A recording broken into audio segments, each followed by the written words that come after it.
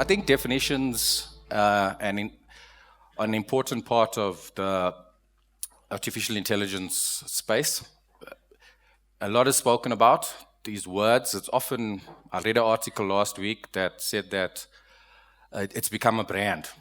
So in medicine we work, especially in the statistical and research space, with a lot of linear regression modeling and a lot of, as we were speaking about, logistic regression, and this is an advancement, but I'll speak a little bit about definitions and what I mean when I say certain things.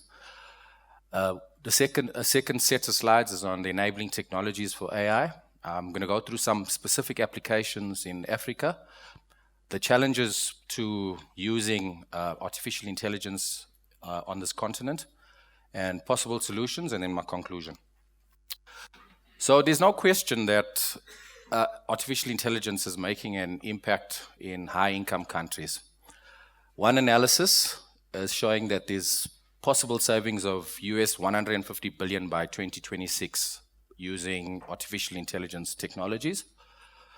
While in Africa, you sitting in Sandton, you may as well be in New York or London based the healthcare that we have here. But you just need to travel 5 kilometers down to Alexandra or down out into the rural areas to understand that this country's got a wide variety of health presentations. The majority of them are classified as resource poor. So the question I'm going to try and answer is, what are the key opportunities and challenges for AI in resource poor settings? So I assume when you use the word Africa, that is what you're getting at. So what is the difference between how we'd apply artificial intelligence here as we would anywhere else? And the key differentiator for me is a difference in what resources we have to provide healthcare. So this is a definition, you can read it. AI is something that meant to act intelligently. It has certain criteria. It is on a continuum from what was presented earlier on, which I think was a very good introduction, because I'm not going to be covering a lot of what was spoken about earlier on, but it's very useful in understanding. It laid a good foundation for what it is that I want to speak about. I, as a doctor, and for my clients, I'm interested in artificial intelligence like I'm interested in a blood pressure machine. How does it work? Does it help people? Does it make them live a better life? Does it make them live longer? That for me would be the central. And that's where it's important for you to understand, what is this tool? So I don't really know how a blood pressure machine works, like it or not, I've got a sense of what this thing does, but I know what to do with the information, and I know what its limitations are.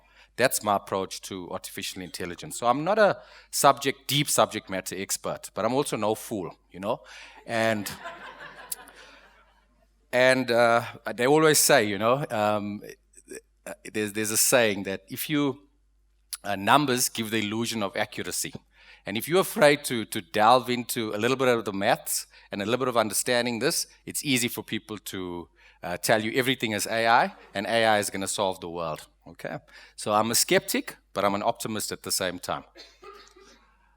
So for healthcare applications, there's no universally accepted definition of the various subfields of artificial intelligence. This is one proposed by Peake and his colleagues, which divides it into expert systems. Expert systems are basically what we know and understand in clinical decision making and clinical decision support, helping making diagnoses and giving prognoses. Machine learning, we had a much more competent discussion on what that was earlier on. I won't go much more into it, but its applications in healthcare are in prediction and that kind of thing. So basic, I see some of my colleagues from Vitality here. I made a small disclosure. I'm a trustee of Momentum Health. It's important that you make these conflict of interest disclosures nowadays. So one of the things, for instance, the Vitality Age. I think a lot of people will be familiar with that, because a lot of people in this room I'd expect to be on that medical scheme, is an example of basic machine learning technology. Put a bunch of inputs into that information, and it gives you a predictive output based on studies that have been done. Natural language processing, so we've spoken about that. Chatbots, that kind of thing falls into that. Also translation software, things like Google Translate or voice recognition software. Automated planning and scheduling, using artificial intelligence, and lastly, image and signal processing. So anybody that's got a Fitbit or the X-ray images we were talking about. So this for me is a useful classification for me to approach the field and to try to draw insights as to where I can use it and where it can help with the work that we do in healthcare, which I once again emphasize is about helping people live better lives, plus minus longer lives. Not everybody wants to live a long life, but those are what we are interested in when we approach all tools, all technologies, including medications, new surgical techniques, and so on and so forth. That's what you're interested in. So what are the enabling, the base technologies that you need in place before you even start having the conversation of artificial intelligence? I've covered them there. So health informatics systems, whatever their source, electronic medical records are one of them. Cloud computing applications and M-health technologies. In Africa, in general, I don't like to, they say Africa is not a country, so I find it difficult to say Africa as if, it's Africa. We all different countries, each with their own unique and local problems. However, one of the things is that we've got quite significant penetration of some technologies that are enabling technologies for artificial intelligence, and that's a good thing. With regard to applications in resource-poor settings, there's little documented in the academic literature, but there's a lot of stuff in the media and in conferences. There's a large, what is called AI for development community, and one of the major lessons that they provided is that AI should be built into existing systems and institutions rather than starting from scratch or hoping to replace existing systems, however broken. Part of my former job, I used to be the chief medical officer for Elton Sugar. Anybody familiar with the company? So, yeah. So now I always say I was not responsible for the product. I was responsible for the health services. So Elton Sugar is the largest producer of sugar in Africa. But what we also had with that was clinics in 6 countries in Africa along the East Africa. So I'm quite familiar with healthcare settings from Tanzania in the north down to Zambia, Malawi, Mozambique. And I've also worked in a lot of other sub-Saharan countries, at least familiar with their health services. So this presentation is not going to be about genetic gene editing, or those are not the problems that we face. Those are interesting and they're nice to hear about, but they're not the real problems that we currently these will become problems at some point down, or they are probably in very small localized areas. So I can imagine in Joburg and in Sandton, those would be important conversations.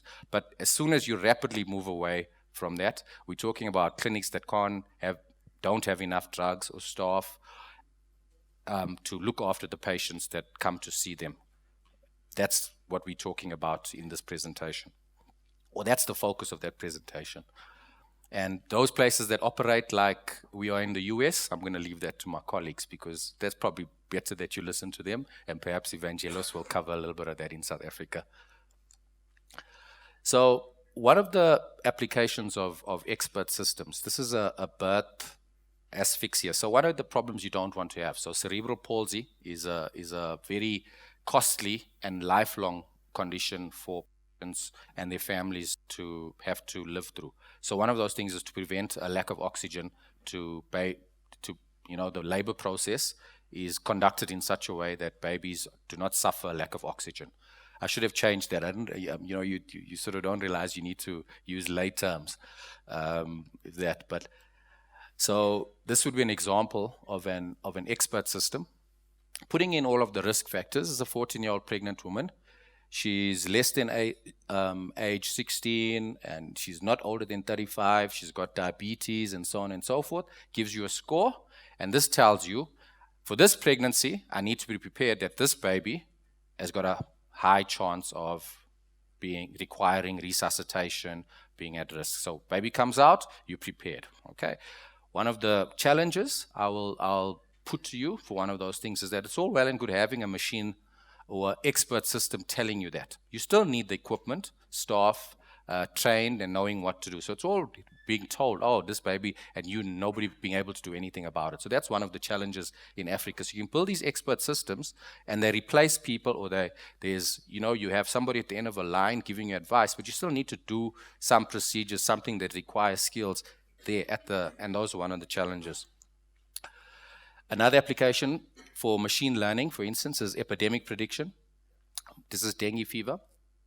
So if you look at that, it'll tell you dengue fever is similar to malaria in that it's transmitted by mosquitoes, but it's not as bad. But you can get similar ones. I haven't seen one yet for malaria transmission, but would be. So you got a sense over the country. This is the Philippines, and where are the hotspots for transmission based on information.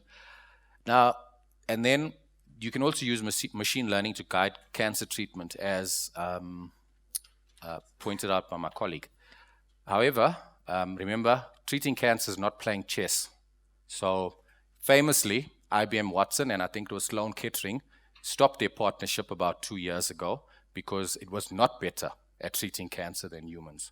And that's the situation, okay? So maybe better at chess and playing games. But when it comes to life and death situations, luckily, Vangelos, we still have a job, okay?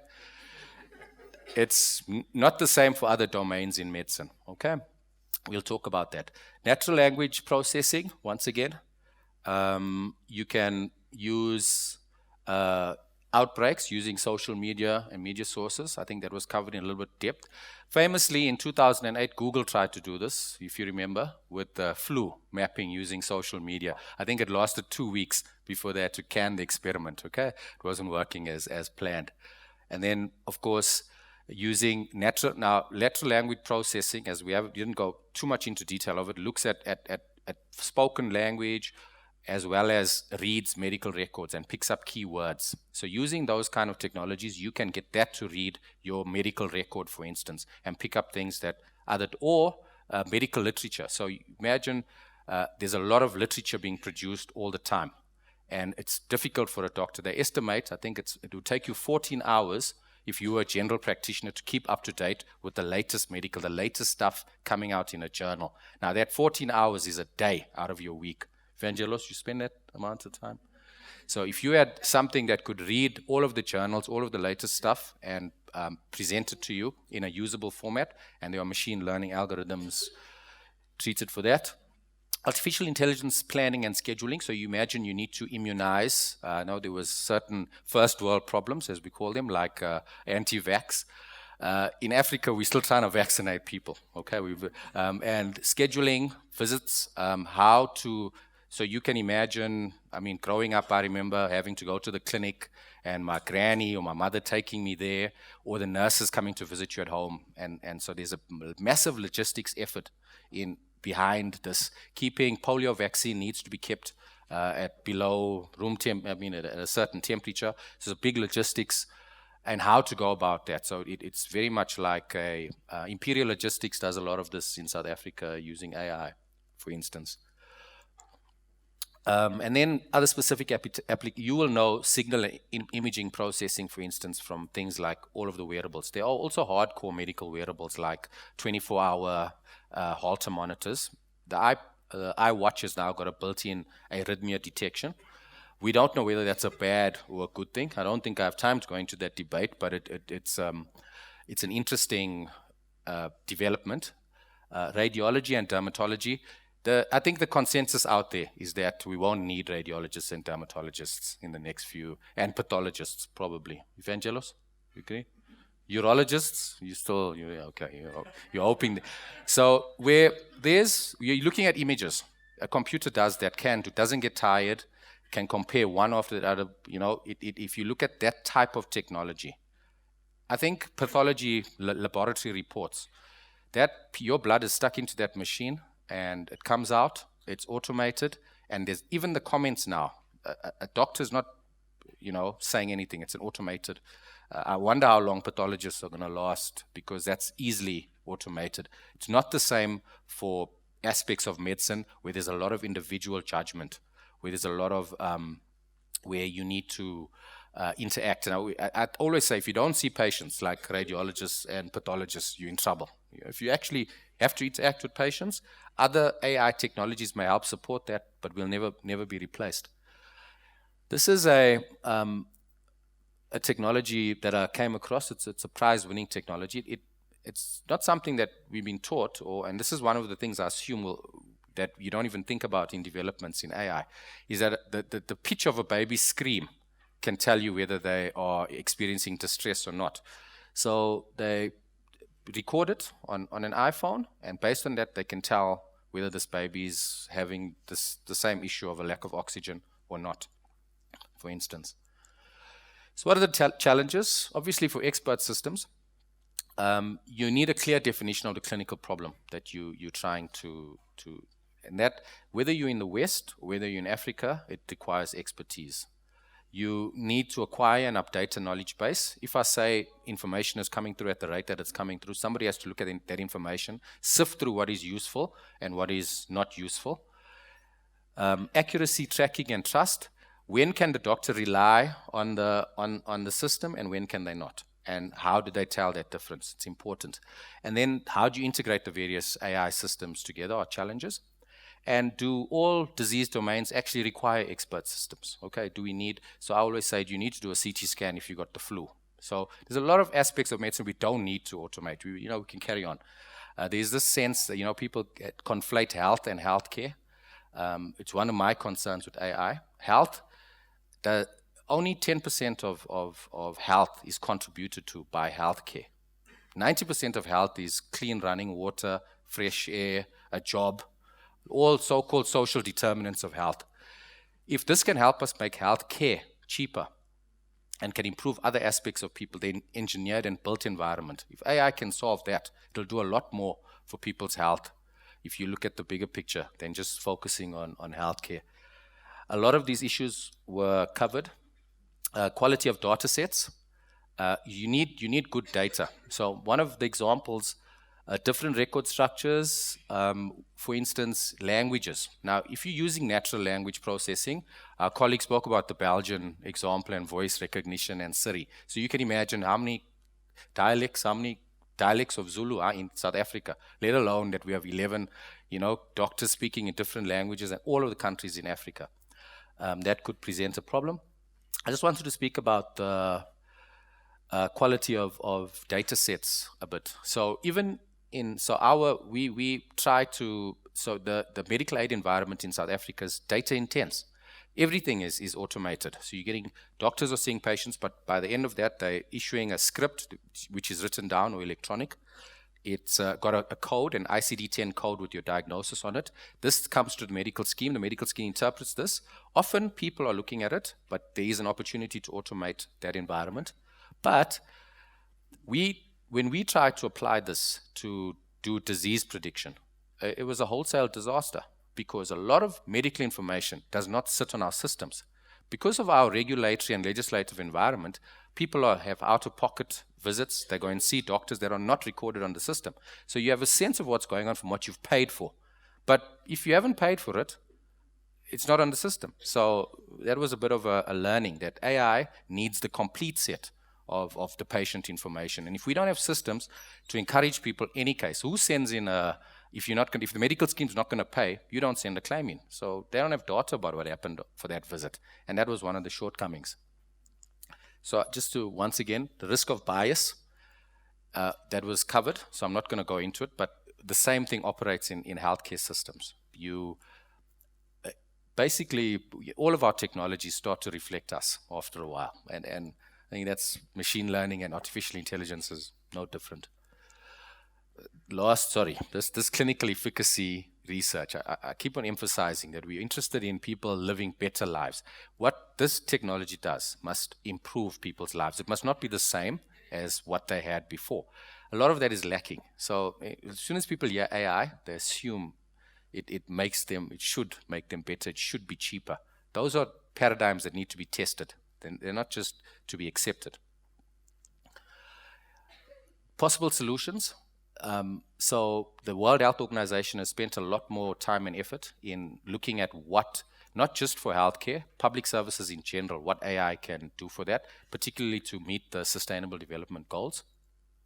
And then Other initiatives include things like standardized medical terminology. So if we can call something the same thing, just between Durban and Joburg, Evangelos, it would be helpful for systems to recognize that. And so it'll take a lot of work. In conclusion, artificial intelligence is quickly evolving, and it's well developed and is making impact in developing countries. It holds great promise for resource-poor setting, but we're not there yet. And lastly, we will need to deploy and scale up, and particularly paying regard to the legal and ethical issues.